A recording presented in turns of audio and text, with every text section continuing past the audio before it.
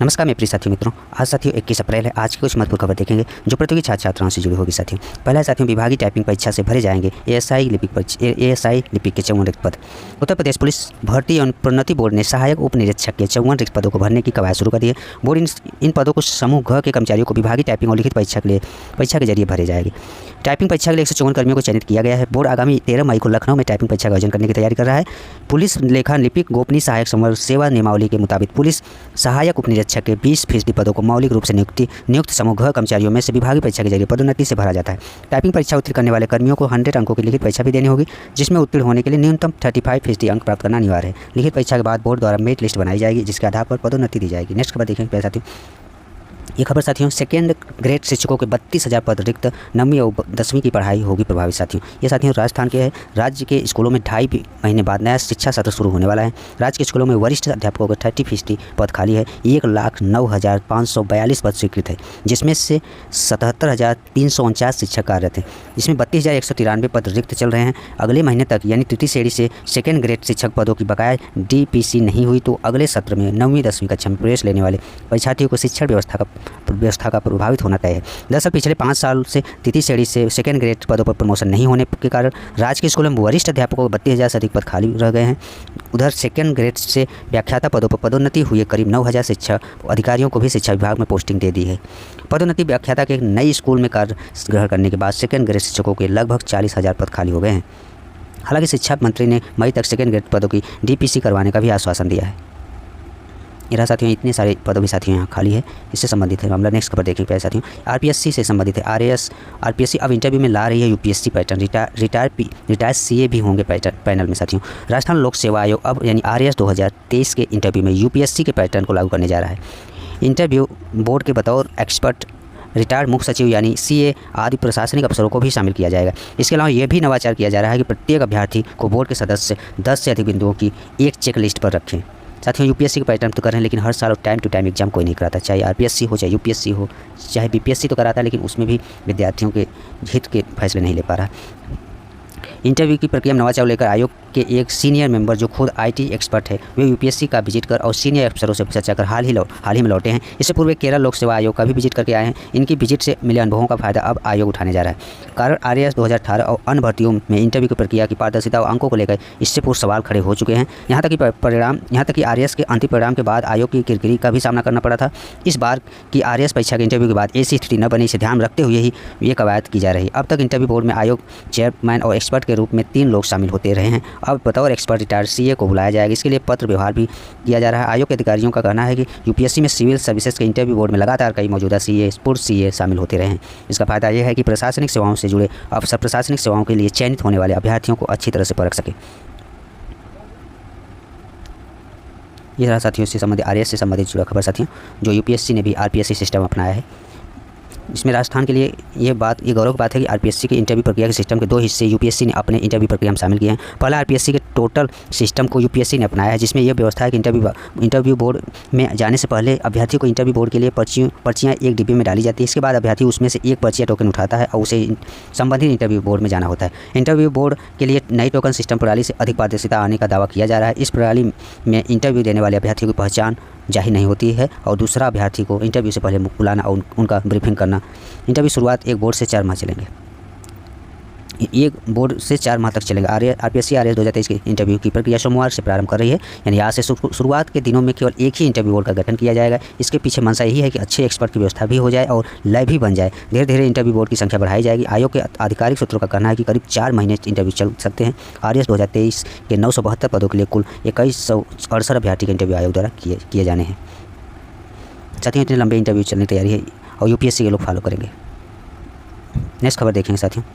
Jail में बंद पूरी होगी 803 प्रहरियों की भर्ती प्रक्रिया। ADG रुपिंदर सिंह बोले हैं। केंद्रीय कारागृह में संपर्क सभा नो योर प्रिजनर के बारे में भी जानकारी दी। अतिरिक्त महानिदेशक कारागार रुपिंदर सिंह ने रविवार को केंद्रीय कारागृह में संपर्क सभा में जेल कर्मियों को संबोधित करते हुए कहा कि जेल स्टाफ RAC और महिला बंदी सुधार गृह के कर्मचारी अपने कर्तव्य का पालन पूरी ईमानदारी और मुस्तैदी से करें।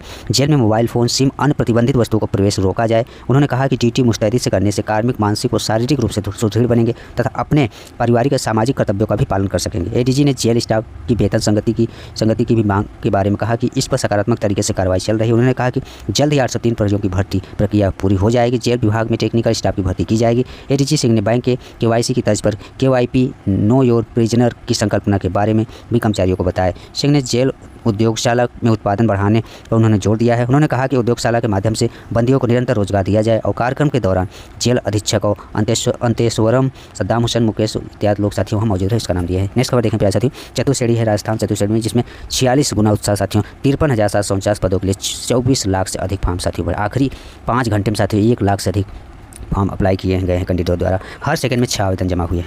प्यारे साथियों ये आप देख सकते हैं, इतनी दयनीय स्थिति बनी हुई है साथियों बेरोजगारी का। अभ्यर्थियों के हिसाब से सबसे बड़ी भर्ती 24,76,383 अभ्यर्थियों की संख्या के हिसाब से ये प्रदेश की सबसे बड़ी परीक्षा भर्ती है। ये राजस्थान की मतलब सबसे बड़ी भर्ती परीक्षा है, जिसमें अब ये समस्या आयोग को आएगी कि एग्जाम किस तरह से कितने दिन में और कितने पारियों में लिया जाए साथियों। इसमें से 24 लाख से ज़्यादा आवेदन से 6 पारी में 3 दिन की जगह 8 पारियों में 4 दिन हो सकती है परीक्षा। ये रहा साथियों उससे संबंधित खबर। नेक्स्ट खबर प्यारे साथियों देखेंगे, बिहार में सिपाहियों की बंपर भर्ती से संबंधित है। केंद्रीय चयन परिषद यानी CSBC ने बिहार पुलिस में सिपाही के 19,838 पदों पर बंपर भर्ती निकाली है। ये भर्तियां बिहार विशेष सशस्त्र पुलिस में भी की जाएगी। सभी प्रकार का आरक्षण का लाभ बिहार राज्य के मूल निवासियों को मिलेगा। आरक्षण का SC, ST, OBC, EWS का लाभ वहाँ के जो मूल निवासी हैं उन्हीं को मिलेगा। अन्य राज्यों के पुरुष से महिला अभ्यर्थी अनारक्षित श्रेणी में आवेदन कर सकते हैं, यानी अदर राज्य वाले अप्लाई करेंगे लेकिन वो जनरल में करेंगे। ऑनलाइन आवेदन की अंतिम तिथि बढ़ाकर 25 अप्रैल कर दी गई है। पहले यह तिथि 18 अप्रैल थी, जिसे अब साथियों बढ़ा दिया गया है। जो भी विद्यार्थी अप्लाई नहीं किए हैं वो बहुत जल्द से फॉर्म को अप्लाई करें जा सकते हैं। इसी से संबंधित डिटेल दिया है यहाँ, आवेदन शुल्क इत्यादि दिया है। नेक्स्ट खबर देखेंगे साथियों, कितना भी मुस्तैदी से आयोग एग्ज़ाम कराए, लेकिन ये जो फर्जी लोग हैं, जो फर्जी तरह से एग्ज़ाम में एंट्री मारते हैं, फर्जी तरीके या पैसा लेकर सेटल कराते हैं, ये सब पता नहीं कब सुधरेंगे प्यारे साथियों। सहायक प्रोफेसर परीक्षा में साथियों फर्जी प्रश्न पत्र से ठगी में सहायक प्रोफेसर सहित 3 लोग साथियों गिरफ्तार हुए। UP STF ने तीनों को लखनऊ से पकड़ा है। 12 लाख की नकद भी बरामद किया है। उत्तर प्रदेश शिक्षा सेवा चयन आयोग की सहायक प्रोफेसर भर्ती परीक्षा का फर्जी प्रश्न पत्र बनाकर ठगी करने वाले 3 जालसाजों को UP STF ने गिरफ्तार किया। आरोपियों ने अयोध्या हैदरगंज निवासी वैजनाथ पाल, उसके भाई विजय कुमार और अयोध्या पुरागलंदर निवासी महमूद अली हैं। इसमें वैजनाथ गोंडा स्थित लाल बहादुर शास्त्री डिग्री कॉलेज में सहायक प्रोफेसर हैं। साथियों सोचिए, सहायक प्रोफेसर ही ऐसा काम। एडिशनल SP विशाल विक्रम सिंह ने बताया कि तीनों आरोपियों के पास 12 लाख से अधिक नकदी, 2 डेबिट कार्ड, 1 कार, 3 आधार कार्ड और 3 मोबाइल फ़ोन मिले हैं। उन्होंने बताया कि रविवार सुबह करीब 10 बजे सूचना मिली कि कुछ लोगों के बीच भर्ती परीक्षा में प्रश्न न आने और लेन देन को लेकर विवाद हो रहा है। इस पर डिप्टी SP दीपक कुमार की टीम वहां पहुंची और तीनों को गिरफ्तार कर लिया। वैजनाथ ने बताया उसने सहायक प्रोफेसर परीक्षा के अभ्यर्थियों को फर्जी प्रश्न पत्र देकर रुपए वसूले थे और महमूद अली ने प्रश्न पत्र को तैयार किया था। इस तरह साथियों STF ने इन्हें पकड़ा। ऐसे लोगों को बहुत सख्त कार्रवाई करना चाहिए। नेक्स्ट खबर है साथियों, आउटसोर्स सेवा निगम शुरू करने जा रहा है बंपर भर्ती। इससे संबंधित साथियों आउटसोर्स के माध्यम से भरा जाएगा। ये साथियों उचित तो नहीं होगा, लेकिन साथियों प्रदेश सरकार द्वारा ऐसा किया जा रहा है। उत्तर प्रदेश आउटसोर्स सेवा निगम जल्द ही बंपर भर्ती शुरू करने जा रहा है। निगम पूरी तरह राज्य सरकार के नियंत्रण में होगी। मुख्य सचिव की अध्यक्षता वाला 12 सदस्यीय बोर्ड और डायरेक्टर के जिम्मे 4 श्रेणियों में कार्मिकों को जो आरक्षण प्रावधानों के तहत भर्ती से लेकर समय से तय वेतन और EPF, ESI, अवकाश इत्यादि की निगरानी होगी। सरकार ने निर्देश दिए हैं कि पहले से काम कर रहे आउटसोर्स कर्मियों की सेवाएं यथावत रहेगा, लेकिन सेवा प्रदाता को पूरी तरह छूट होगी। निगम के पास राज्य के 93 विभागों के आउटसोर्स कर्मियों और उनके सेवा प्रदाता का ब्यौरा आ गया है। कुल 11 लाख कर्मियों में सेवा प्रदाता कर्मियों के जरिए काम करने वालों की संख्या 7 लाख है। शेष संबंधित विभागों ने खुद कॉन्ट्रैक्ट पर रखा है। Skilled, semi skilled, unskilled man power को जरूरतों की भी रिपोर्ट विभागों से आई है, जिसकी रविवार कार्मिकों को समन्वित ब्यौरा तैयार हो रहा है ताकि निगम इसका विज्ञापन देकर भर्ती शुरू कर सके। ये संख्या पहले 3 लाख तक थी, लेकिन अग्निशमन विभाग की ओर से निजी भवनों, अस्पतालों और संस्थाओं में सुरक्षा अधिकारी व कर्मी 2 लाख से अधिक पर जरूरत के बाद 5 लाख से अधिक हो गई है। यहाँ सूत्रों का कहना है कि वित्त विभाग जल्द ही सेवा प्रदाता कंपनियों की सेवाएं बंद करते हुए उन्हें विभागों से भुगतान नहीं करने का निर्देश जारी करने वाला है।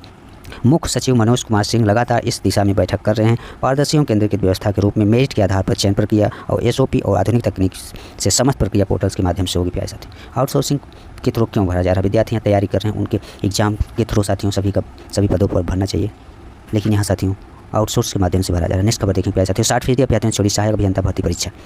उत्तर प्रदेश लोक सेवा की ओर से प्रदेश के विभिन्न विभागों में सहायक अभियंता के 604 पदों पर भर्ती के लिए प्रारंभिक परीक्षा साथियों रविवार को 7 शहरों में आयोजित 7 शहरों में से 1 बजे की पाली में कराई गई। 1 बजे की साथियों पाली में कराई गई। 7 शहरों में 11 से 1 बजे की पाली में कराई गई। सबसे आश्चर्य की बात है कि दिसंबर में ऑनलाइन आवेदन करने वाले 60% छात्र छात्र परीक्षा देने नहीं पहुंचे। अभ्यर्थियों का कहना है कि प्रारंभिक परीक्षा में 40% पासिंग मार्क्स और 1/3 नेगेटिव मार्किंग के कारण 60% छात्रों ने परीक्षा छोड़ दी। 4 महीने पहले संशोधित पाठ्यक्रम में प्रारंभिक परीक्षा में 22 नए विषयों को शामिल किया गया। पर्याप्त समय और अध्ययन सामग्री नहीं मिलने के कारण तैयारी प्रभावित हुई। हिंदी एवं 22 अन्य विषयों में पाठ्यक्रम से बाहर के सवाल भी आए थे। पहले लिखित परीक्षा और साक्षात्कार के आधार पर चयन होता था। इस बार से प्रारंभिक परीक्षा, मुख्य परीक्षा, उसके बाद साक्षात्कार की व्यवस्था लागू की गई, जिसकी वजह साथियों बहुत सारे विद्यार्थी जो है पेपर छोड़ दिए। 7% साथियों परीक्षा छोड़े प्यारे साथियों, सिर्फ 40% ही उपस्थिति रही। आयोग परिवर्तन इतना ला रहा है साथियों। अब बताइए सब के एग्जाम में भी आप प्री मेंस इंटरव्यू करा रहे हो, मतलब पीसीएस के जो एग्जाम में होता है प्री आईएएस पीसीएस में, इस तरह से इसी तरह से अब एलटीजीआईसी में भी आयोग का निर्णय ले लिया है, प्री मेंस होगा। ये साथियों साक्षात्कार फिर आयोग के परीक्षा नियंत्रक हस्ते पांडे का कहना है कि प्रयागराज, बरेली, गोरखपुर, कानपुर, लखनऊ, मेरठ, वाराणसी में परीक्षा पंजीकृत 78,798 अभ्यर्थियों में से 40% की उपस्थिति रही साथियों। यहाँ हिंदी और जीएस के प्रश्नों में उलझे एई भर्ती के परीक्षार्थी, हिंदी और जीएस के प्रश्न अधिक टफ थे प्यारे साथियों। नेक्स्ट खबर देखेंगे। ये साथियों भर्ती परीक्षा के लिए एसएससी करेगा आधार प्रमाणीकरण। सरकारी कर्मचारियों की भर्ती परीक्षा करने वाली चयन आयोग यानी एसएससी ने स्वैच्छिक आधार पर उम्मीदवारों की पहचान सत्यापित करने के लिए अपनी सभी आगामी परीक्षाओं में आधार आधारित बायोमेट्रिक प्रणाली लागू करने का फैसला लिया है।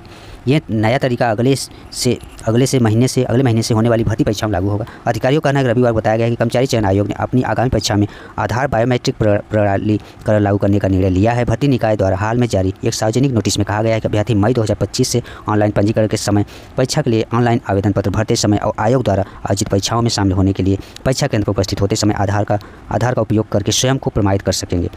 एसएससी केंद्र परीक्षा की सबसे बड़ी भर्ती एजेंसियों में से एक है। इसका मुख्य कार्य विभिन्न केंद्रीय मंत्रालयों और विभागों में गैर राजपत्रित पदों के लिए चयन करना है।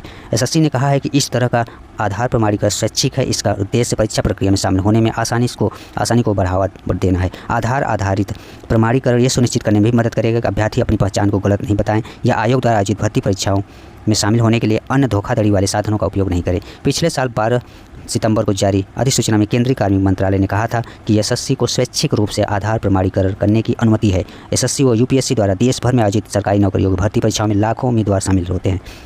यूपीएससी ने पिछले साल अपने विभिन्न परीक्षाओं में धोखाधड़ी और नकल रोकने के लिए चेहरे की पहचान और कृत्रिम बुद्धिमत्ता आधारित सीसीटीवी निगरानी प्रणाली का भी उपयोग करने का निर्णय लिया था। यूपीएससी प्रतिवर्ष 14 प्रमुख परीक्षाएं आयोजित करता है, जिसमें भारतीय प्रशासनिक सेवा यानी आईएएस और भारतीय विदेश सेवा यानी आईएफएस और भारतीय पुलिस सेवा यानी आईपीएस के अधिकारियों का चयन करने के लिए प्रतिष्ठित सिविल सेवा परीक्षा भी आयोजित है साथियों।